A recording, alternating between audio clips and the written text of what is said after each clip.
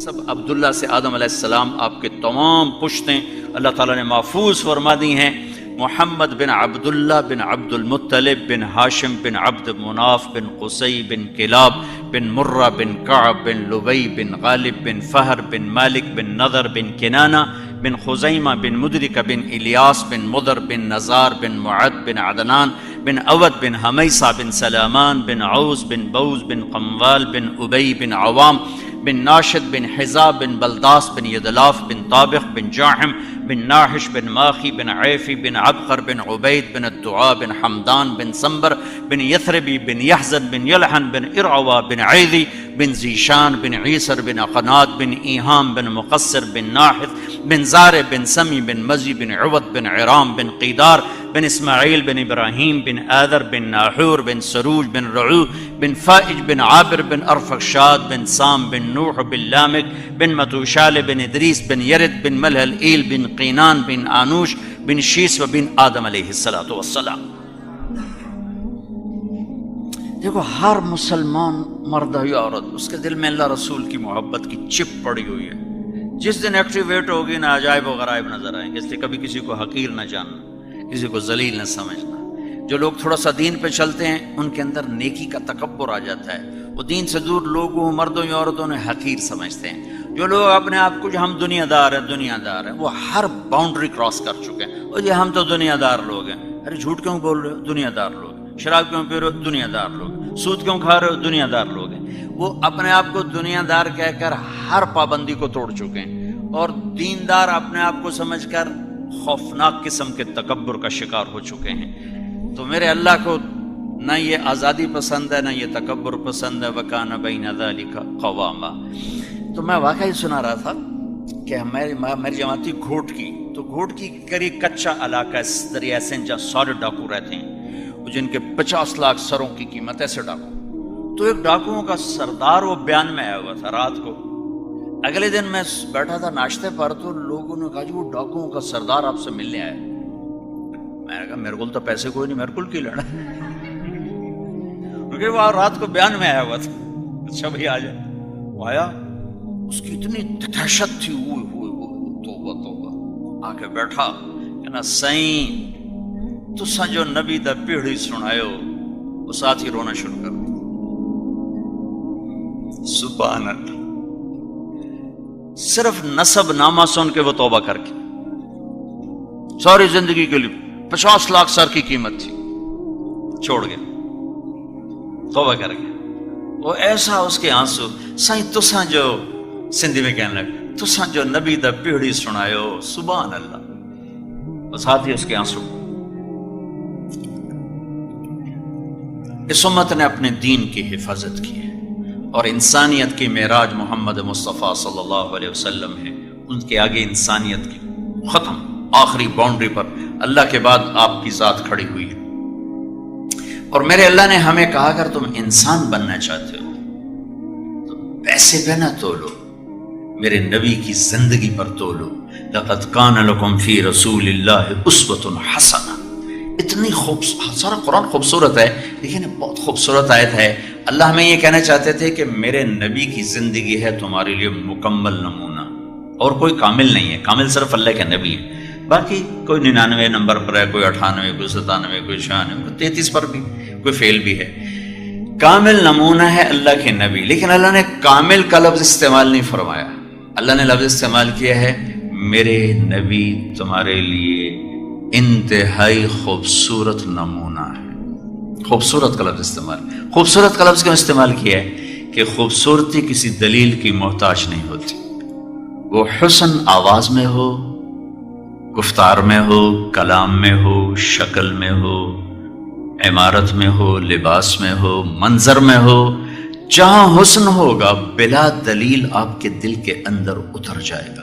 تو میرے اللہ کہہ رہے ہیں کہ کسی نہ کسی کو تو آئیڈیل بنا کے چلو گے، تو تمہارے لیے سب سے حسین آئیڈیل اور خوبصورت زندگی میرے نبی ہے۔ اب ان کے پیچھے چلو گے تو اللہ تمہیں اپنا محبوب بنا لے گا، اس کی زندگی کو اپناتے جاؤ گے تو اللہ کے محبوب بنتے جاؤ گے. فلا وربک لا یؤمنون حتی یحکموک فیما شجر بینہم ثم لا یجدوا فی انفسہم حرجا مما قضیت ویسلموا تسلیما. میرے محبوب آپ کے رب کی قسم. قرآن نے نا قسمیں اٹھائی ہیں تو یہ قرآن کی سب سے طاقتور قسم ہے. مختلف جگہ پر قرآن نے قسمیں اٹھائی ہیں. یہ قرآن کی سب سے طاقتور قسم ہے اور سب سے خوبصورت قسم ہے کہ مجھے آپ کے رب کی قسم. قسم اٹھانے آپ دیکھیں, مجھے آپ کے رب کی قسم. یوں لگتا ہے کہ قسم اٹھانے والا رب کوئی اور ہے اور رب محمد کوئی اور ہے. مجھے آپ کے رب کی قسم.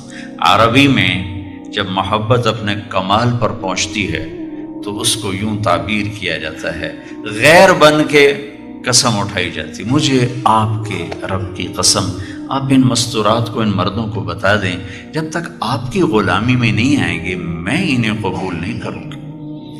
ہمارے ہاں کالا گورا نہیں چلتا ہے, ہمارے دربار میں آپ کا سکہ چلتا ہے. لا الہ الا اللہ پاسپورٹ ہے اور محمد رسول اللہ ویزا ہے. پاسپورٹ کے بغیر سفر نہیں ہو سکتا. چلو پاکستان سے ایف آئی اے والوں کو پیسے پوسے دے کے چڑھ جاؤ گے جہاز پر, لیکن آگے ویزا نہیں ہوگا تو اگلے یا تو ناپ کے اندر کر دیتے یا واپس کر دیتے. پچھلے سال ہماری جماعت گئی ٹرکی تو میرا ایک پیپر رہ گیا. ویزا میرا ٹھیک تھا لیکن ایک پیپر مس ہو گیا تو انہوں نے اسی جہاز پر مجھے واپس بھیج دیا. ساری جماعت انٹر اور میں اکیلا واپس آیا. ایک چھوٹے سے ملک نے ایک پیپر کے کم ہونے پر واپس کر دیا. جنت میرے رب کا مہمان خانہ ہے, وہاں محمدی ویزا پرکھا جائے گا. ہوگا تو انٹری ہوگی, نہیں ہوگی. لا الہ الا اللہ اندر کی چیز ہے اور محمد رسول اللہ باہر کی چیز ہے. لا الہ الا اللہ کو بتانا پڑے گا دلائل کے ساتھ. محمد رسول اللہ چھپانا بھی چاہو تو نہیں چھپا سکتے. لا الہ الا اللہ بتانا بھی چاہو تو 100 اعتراض ہو سکتے ہیں. محمد رسول اللہ کو چھپانا بھی چاہو تو کوئی چھپا نہیں سکتے. کیسے چھپ سکتے ہیں؟ ایک زندگی ہے, ایک کردار ہے, ایک صورت ہے, ایک سیرت ہے. لا الہ الا اللہ جڑ کی طرح ہے اور محمد رسول اللہ درخت کی طرح ہے. لا الہ الا اللہ اندر جاتا ہے, محمد رسول اللہ باہر آتا ہے. جتنا لا الہ الا اللہ اندر اترتا ہے اتنا محمد رسول اللہ طاقت کے ساتھ باہر آتا ہے. اس خوبصورت زندگی نے جہاں ڈیرے ڈال دیے وہ قیمتی بن گیا. مرد ہے یا عورت, کالا ہے یا گور. ابو لہب چاچا ہے, قرآن نے کہا تبت یدا ابی لہب وتب. بلال غلام حبشی ہیں اور غلام کے بیٹے ہیں. ان کے دادے کا نام آج تک مجھے کسی کتاب میں نہیں ملا. بلال بن رباح بن آگے کون, دادا کون ہے, کسی کتاب میں نہیں ملا. لیکن میرے نبی نے فرمایا جب میں جنت میں جاؤں گا, جنت میں جانے کا منظر کیا ہوگا؟ جب پل صراط پار کر جائیں گے ایمان والے مرد عورت تو سامنے 8 دروازے جنت کے بند ہوں گے. بند 2 چشمے ہوں گے. ایک سے پانی پئیں گے, سینے کے بغض ختم, حسد ختم, غصے ختم, پیٹ کے پیشاب ختم, پاخانے ختم. دوسرے سے وضو کریں گے, چہرے تر و تازہ. کہیں گے ہم جنت کی میں جا گئے. یہاں تک کہ یہ عیسیٰ علیہ السلام کے پاس پہنچے, یا روح اللہ مہربانی کریں. یہ یہاں آ کر بات کھلے گی. کہیں دیکھو بھائی آج کوئی نہیں اندر لے جا سکتا, تمہیں کسی نے نہیں بتایا, میں تمہیں پتہ بتاتا ہوں. کون لے جائے گا میں بتاتا ہوں. کج بتائیں کہ جاؤ محمد الرسول, بس وہی لے جا سکتے ہیں, کوئی نہیں لے جا سکتا. اللہ نے بھلا دیا اپنے نبی کی شان ظاہر کرنے کے لیے, ورنہ اللہ پہلے ہی دلوں میں ڈال دیتے کہ دروازہ تو میرے حبیب ہی کھلوائیں گے. لیکن یوں چکر چلا کے آخر میں پہنچا ہے, یا رسول اللہ, یا حبیب اللہ, یا نبی اللہ, استفتح لنا الباب, یہ دروازہ تو کھلوائیں. تو آپ فرمائیں گے انا لہو, میں ہی کھلواؤں گا, انا لہو, میں ہی کھلواؤں گا. پھر آپ نے فرمایا کہ میں سب کے سامنے سجدے میں گر جاؤں گا, پھر میں اللہ کی تعریف کروں گا. پھر وہ تعریف کروں گا جو خود میرا اللہ مجھے اس وقت سکھائے گا, ابھی مجھے بھی نہیں معلوم. پھر میرا اللہ کہے گا یا حبیبی یا محمد ارفع راسک سل تعطا اشفع تشفع. میرے محبوب آپ سر اٹھائیں, آپ سوال کریں, ہم پورا کریں گے. آپ سفارش کریں, ہم قبول کریں گے. تو یا اللہ دروازہ کھولیے. تو آپ اللہ کہیں گے تو آپ بسم اللہ کریں, آپ سے افتتاح ہوگا, پہلے وہ نہیں جا سکتا. تو اس کے بعد ایک سواری آئے گی اڑتی ہوئی, آگ ایسے اترے گی جیسے ہیلی کاپٹر اترتا ہے. تو کہا جائے گا یا رسول اللہ تشریف رکھیں. آپ تشریف رکھیں. اس سواری کی جو لگام ہے وہ زمین پر گر جائے گی، وہ ایسے زمین پر گرے گی. تو اس لگام کے گرنے کا مطلب ہے اگر سوار کے ہاتھ میں ہو تو اس کا مطلب ہے کہ ڈرائیو سوار نے کرنا ہے، لیکن جب وہ یوں گرے گی نا نیچے تو اس کا مطلب ہے کہ کوئی اور آ کر اس رسی کو پکڑ کے اس سواری کے آگے چلنے والا ہے. تو یہ بہت بڑا اعزاز ملنے والا ہے کسی کو کہ آخری نبی کے وہ کوچوان بنے، ڈرائیور بنے. یہ تو بہت بڑا رتبہ ملنے والا. سب ایسے ہو جائیں گے، یوں دیکھنے لگ جائیں گے کون کون کون، ادھر دیکھ رہے ہیں ادھر دیکھ رہے ہیں.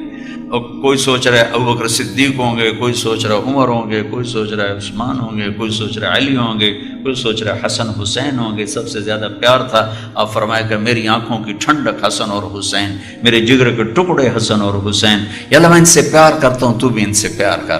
جو ان سے پیار کرے ان سے بھی پیار کر، اور جو ان سے بغض رکھے ان سے بغض رکھ، جو ان سے محبت کرے ان سے محبت کر.